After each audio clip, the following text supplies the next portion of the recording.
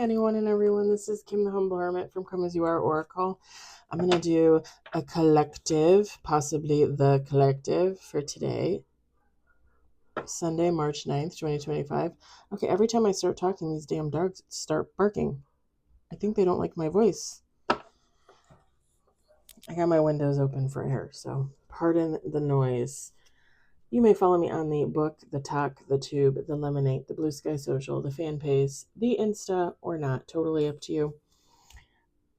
Take what resonates, leave what doesn't. If it doesn't fit, don't make it fit. If some of it fits, fabulous. We love that for you. Whatever does not, please just leave it on the table for someone else. You don't need to take on energy that wasn't meant for you. That's just stupid. I love you, but that's stupid. We're going to use the Kipper deck. I got mine off of Amazon. I want to say like 17, 18 bucks maybe. I don't know. I don't remember. And I love it. You know, I always wondered how the other readers got these cards. The mature woman, the courthouse, marriage, thief, wealthy man. The funny thing is I found a seller on Etsy who did a modern version of the Kipper deck. It's like 40 bucks. I think I'm going to order it. But yeah, let's pull some cards and see what falls out. Let's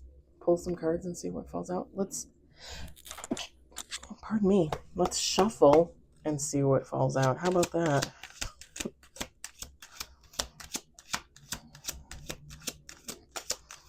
We got 2 on the table.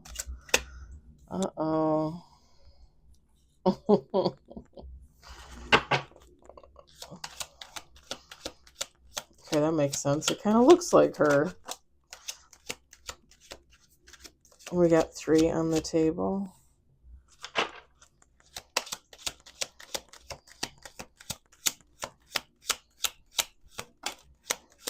Four on the table.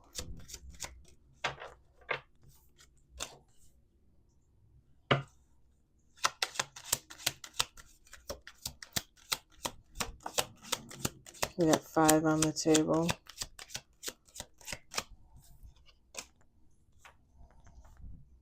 Ooh, baby. Wait, is there? No, there's no cat there.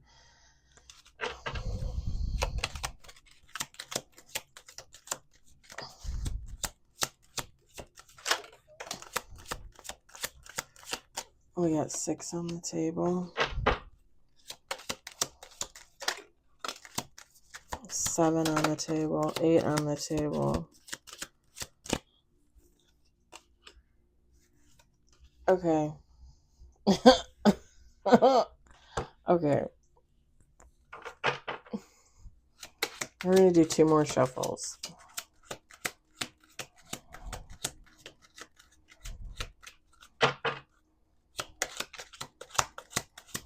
I feel like this is a reading that goes around the collective, that goes around with other readers like all the fucking time. We got 9 with bottom of the deck.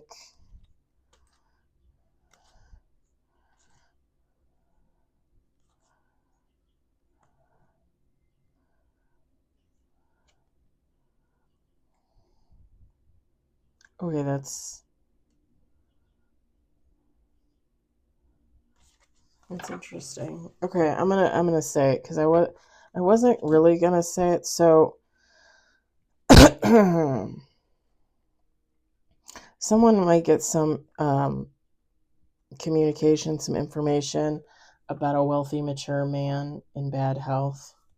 This, if this is you or someone else, this might be actually expected news. Like it might not be a shock or a surprise.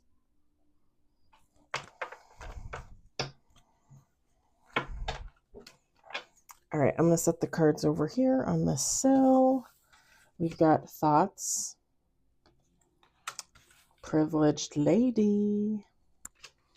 We've got message of concern. High honor. Sudden wealth.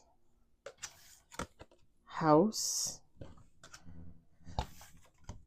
Coffin. courthouse, and bottom of the deck was mature woman. Feminine, masculine, take how it resonates. I'm going to read it as the card says, but there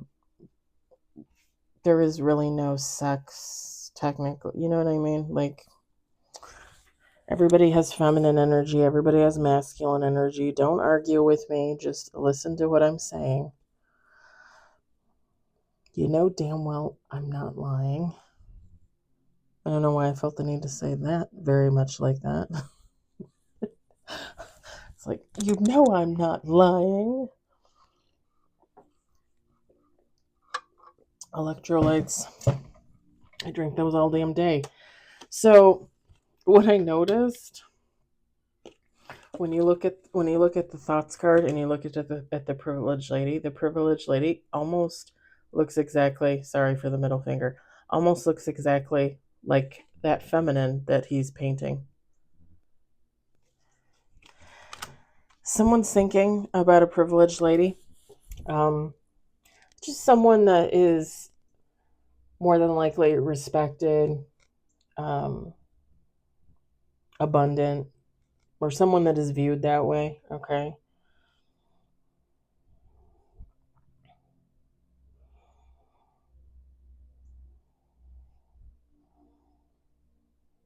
It could even be somebody technically independent. Back in the day, it wasn't really that often that you found like single women of means, of wealth.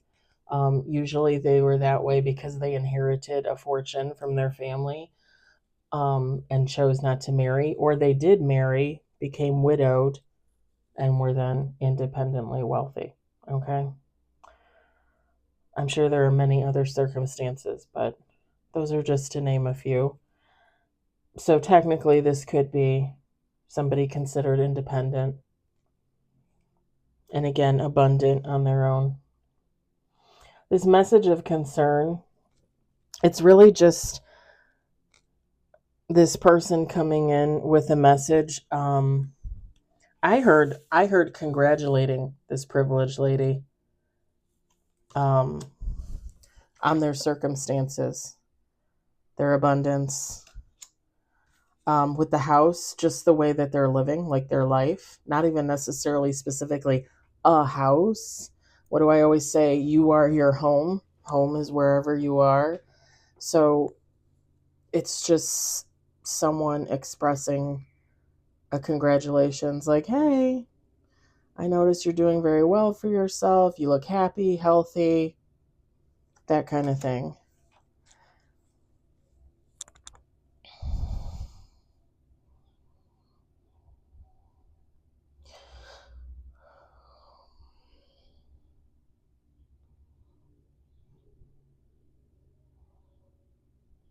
This person could secretly or openly want to put an end to this privileged lady's abundance.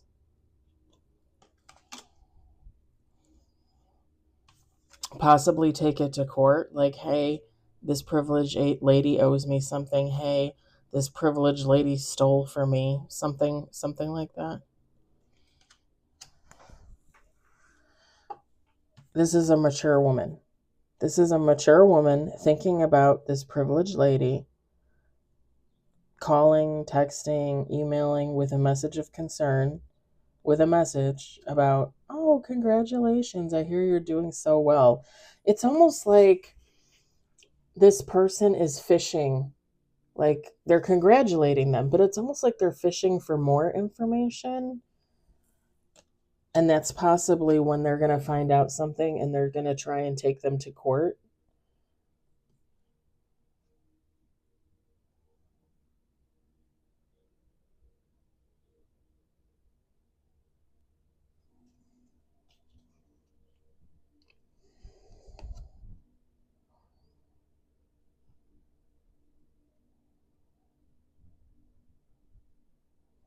It very much gives off vibes of like a friend, a family member, an ex-lover that like calls to congratulate somebody, on winning like $20,000 on a Super Bowl bet, right? Like, oh, congratulations, I heard you won $20,000.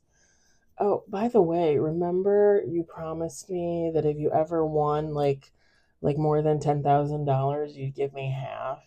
And then this privileged lady's like, "What are you talking about? Like whoever remembers, or nobody puts that on paper. Like, what are you even talking about?" And then this person, this mature woman, being like, "Well, I'm going to take you to court for that $10,000 because I think you owe me."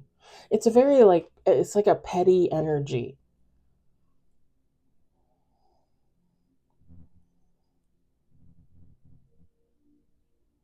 It would be like, it would be okay. I've done this before, but here's the thing: I would keep my promise. If I had the money, I would keep my promise. This is like somebody winning the lotto, right? And before they win the lotto, because let's say they play all the time, I play all the time, they tell Susie, "Hey, when I win the lotto, I'm going to buy you that expensive dog you always wanted." They tell Ted, "Hey, when I win the lotto, I'm going to buy you that new Chevy that you've been looking at." And they tell Janet, "Hey, I'm going to pay your and your husband's mortgage off when I win the lotto."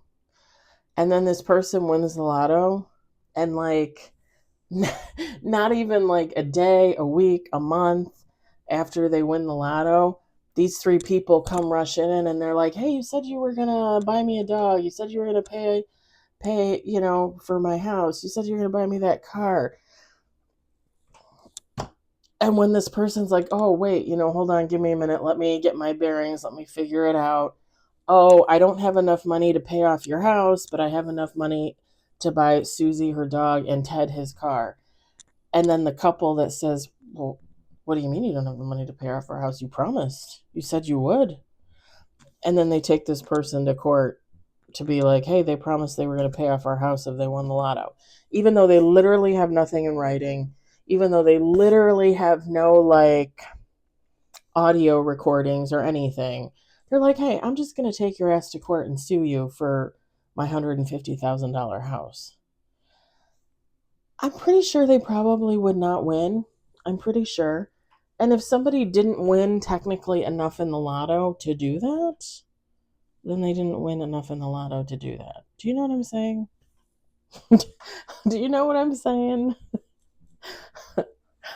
Um, because here's the thing. I myself have done that. With my one friend from work, I told her I would buy her a new car because she's needed a new car for like forever.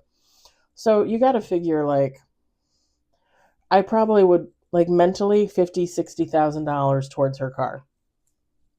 And I'll take her, she can pick out her car, order her car, I'll pay for it, she can go pick it up, done deal. Then she doesn't have to worry about paying taxes on money or anything like that, right? Because in certain states, you're only allowed to gift so much money before it's taxed. So it just makes sense that if I'm already taxed on that money, I might as well just buy her the car outright and then she doesn't have to worry about it, right? That would make sense. My other friend, I promised to buy her and her husband a house. Now, the way the market is, you're probably looking at about, for a decent house, $250,000-$300,000 in this area. Now, if I won the lotto, and let's say after taxes I get $2 million, right? I would totally still buy her house, and I would totally still buy her car, and anything more than that, for sure, for sure. But if I only win like 500 grand after taxes, I'm not buying her house. I probably would buy my other friend her car, but I'm not going to buy her house because I need to pay off mine. Do you know what I'm saying? And you would think that there would be some common sense there, right? Because if I could, I would. Now, that's not to say I wouldn't say, "Hey, I can't pay for your house, but let me buy you a new car," or "Let me give you $50,000 to fix up the house you have." You know what I'm saying? I would definitely do something like that because that's just the type of person I am. But this is like somebody like, no, that's not good enough. You said you were going to give me this. I'm going to take you to court. I want your money. I want this. I want that. It's like someone thinking that they have a claim on someone else's abundance.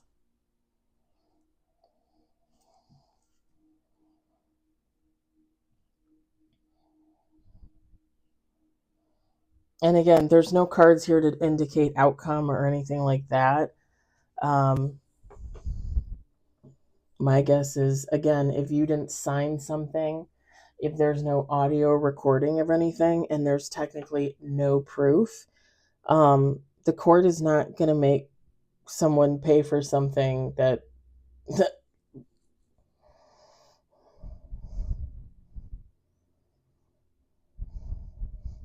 at least not a court I would recognize. A clown court, maybe. Yeah.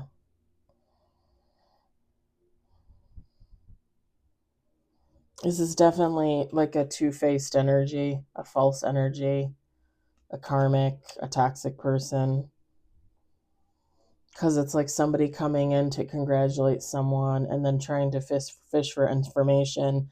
And then when they realize that they're not being taken care of like they thought they were going to be taken care of for whatever reason, because maybe someone didn't promise them anything. Maybe this person just has it in their head that, oh, you owe me. You owe me, so gimme. That's possible too. Some people are just like that.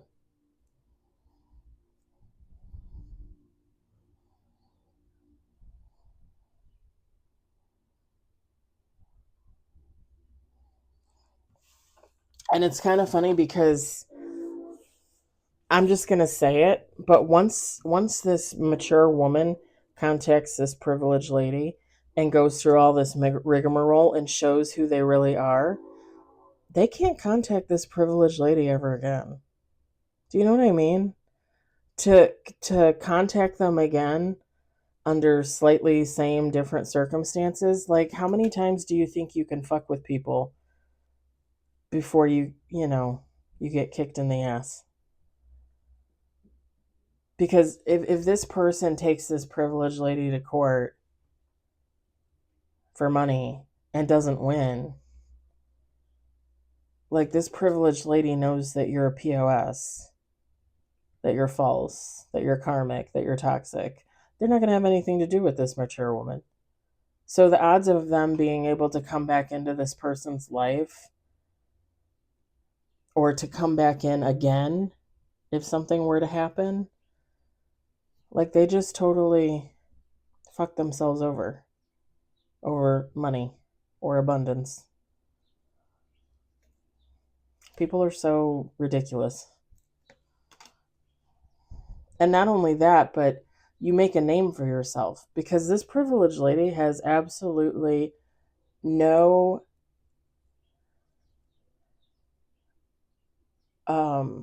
what would you say? No duty, I guess you would say, to protect this mature woman. So once this mature woman takes them to court and wins, doesn't win, whatever the case, this privileged lady, like, I would sue them back for like distress and mental anguish. Like, seriously. Like, you want to go to court over stupid shit? Like, let's go. Let's keep going.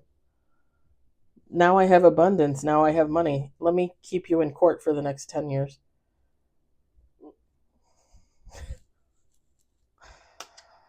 I'm not saying that that's what's happening here. I'm just saying, like, when you overplay your hand, you leave yourself out in the cold. Like, this privileged lady is never going to want to have anything to do with this mature woman again. Friend, family, lover, doesn't matter. It's done. It's over. You know? I don't think people think about that.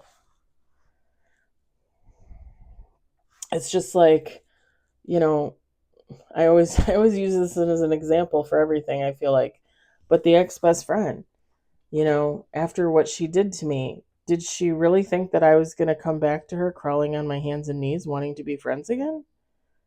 Because she sexually assaulted me twice, set me up with a guy to be in a third party relationship, possibly polyamorous, or whatever the hell they had going on over there.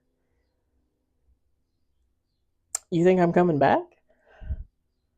Like she broke that tie. Like we will never be friends again. And I've said this to you guys before dozens of times. Like I don't wish her any ill will. Like I want her to get help. She needs help.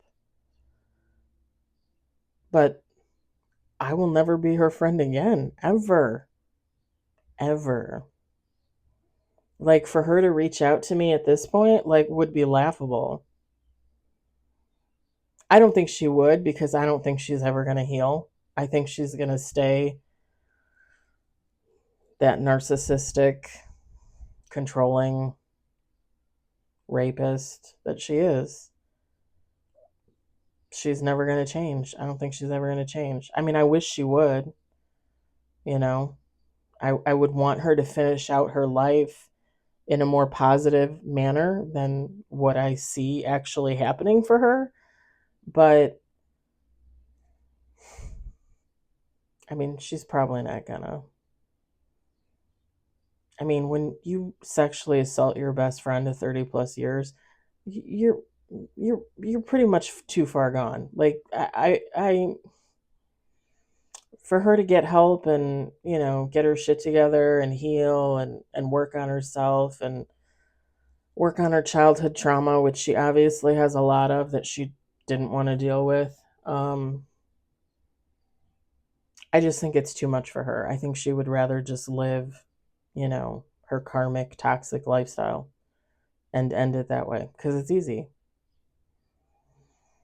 Plus, she can just keep behaving the way that she does. Nobody calls her out on it. No one. None of her friends, none of her family, no one. I'm the only one, and I've never. I think I've said her name out loud on YouTube maybe once, and that was like last year when I first started doing readings. And maybe I didn't, but yeah. I mean, I talk about her on here every day. I think she knows that I talk about her on here. I'm pretty sure she's commented anonymously, or had her friends or family comment anonymously, because I've gotten some shitty comments before, especially last year when I was talking about it a lot.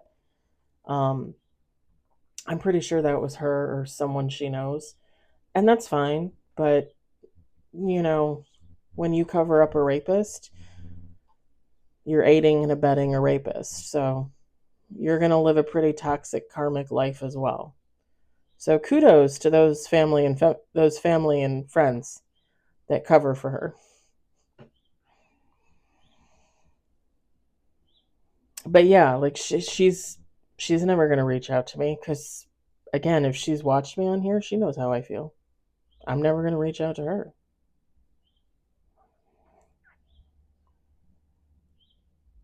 I've gotten readings before where I was told that she's really upset that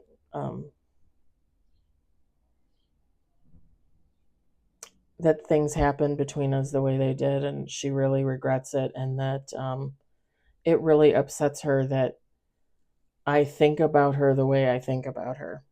I don't believe that. I mean, I just don't believe that at all. Narcissists don't really give a shit how you feel about them. They only give a shit how they feel about themselves. And they think that they're great because they hide everything. They don't heal anything. And like I said, they put it in a box and put it on a shelf in the closet, turn off the light, close and lock the door, and they don't touch their past. So that's how the little narcissistic brain works. Oh, pardon me. That was my yogurt. It's really sad when you're in your 40s and you start getting acid reflux or you start burping up your yogurt.